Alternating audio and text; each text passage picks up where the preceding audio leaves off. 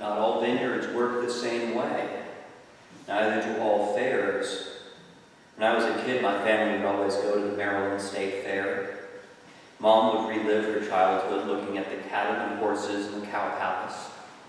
Dad would explore the food options. The food was categorized as God intended by what animal it came from.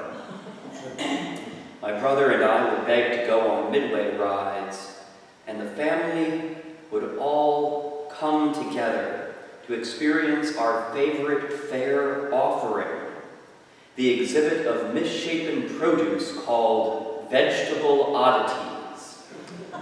We were that kind of family. But yesterday and the day before, I went to a different kind of fair, the Common Ground Country Fair in Unity, Maine. I'm not making up the name of the town. They did have exhibitions and ribbons for all manner of produce, flowers, herbs, and livestock. There was also a thriving trade in those things. You could buy organic produce or a chicken if you wanted to. There was no midway, however. There were lectures and demonstrations of the skills of rural living, ecology, and sustainability. For entertainment, instead of a big evening show from a second-tier country artist or a washed-up rock band, there were multiple simultaneous roots music offerings at venues all over the fairgrounds. The entertainment would go on all day. You could meet environmental activists and writers, see carpenters and blacksmiths demonstrating their trades, could buy arts, crafts, and tools, have a tin-type portrait made, learn to contra dance, ride classic trains, and even learn how to make your own coffin for those who like to plan ahead. Unlike every other event of its size I have attended, there was something for everyone. Everyone was friendly. I saw not one man, woman, or child in a bad mood. It was as though we had all found our places together. And I was amazed at the peacefulness, joy, and unself-conscious expression on display. But my friend pointed out that we were also looking at a collection of skill as astonishing for its depth as its diversity. God blesses us abundantly in our individual lives, yes, but in a truly spectacular way that we can only see when we gather to realize it and open our hearts and minds and eyes to see it. Sometimes we need to get into the right frame of mind, and today's parable helps us understand this. God sets out to include all of us in the enterprise of building up the kingdom of heaven. God blesses us abundantly as individuals, but not because we all do the same thing. Quite the opposite. The parable is phrased in the terms of different duration of labor.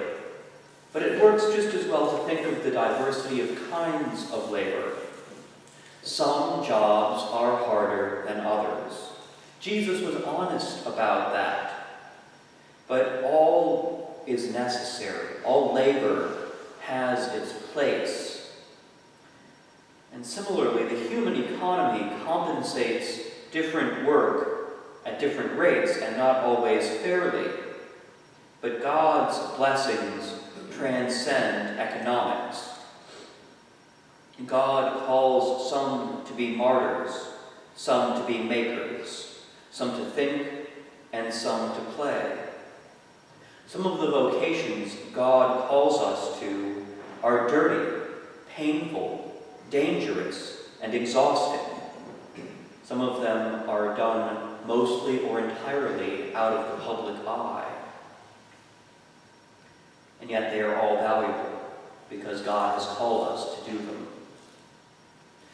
Just as important as the sort of work is the venue.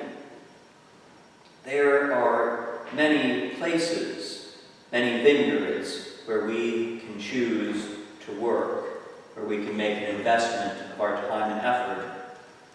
But only in God's vineyard can we expect to be loved unconditionally and therefore treated well. While the secular world ensures that some of the hardest working people are also the poorest, in God's vineyard, the kingdom of heaven, God chooses how we will be rewarded, and God is generous to each of us. But that generosity can be mysterious. God's ways are very different from the ways of the world, very different from all we are accustomed to, and so they can be perplexing or even seem to us unfair, but they're really just unfamiliar. And God is better than fair. God blesses us abundantly even when we think we deserve less. God's generosity is also mysterious in how it reaches us.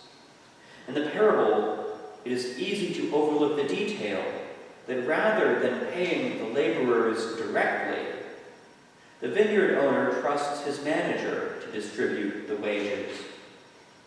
God's blessings usually come to us not in theophanies, that is, overtly supernatural experiences or encounters, but rather through other servants of God who are functioning in the roles God has called them to. Yet, that does not mean that God is distant from us, nor that we are prevented from having a relationship directly with God. That happens in the parable too. The dissatisfied laborers grumble to the landowner, and they even get a response from him, a reminder of his authority, but also of his choice to use that authority with both the justice of fair wages and the beneficence of generosity.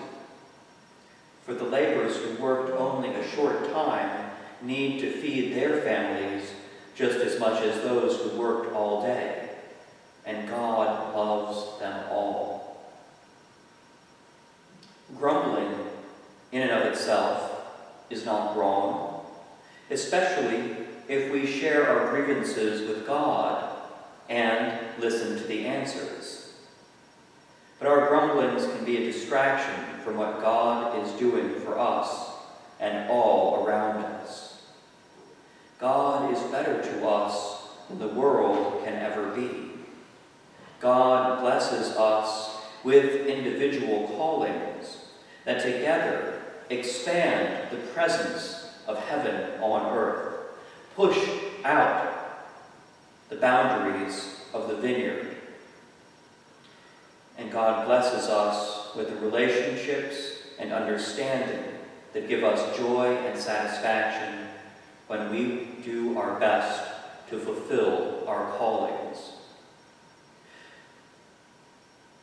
The more we embrace our callings, and the sooner we set aside our notions of what God ought to do, the sooner we can experience and understand the thrilling diversity and abundance that God offers to us, and join the fellow revelers in the vineyard, which can look an awful lot like the fair. Amen.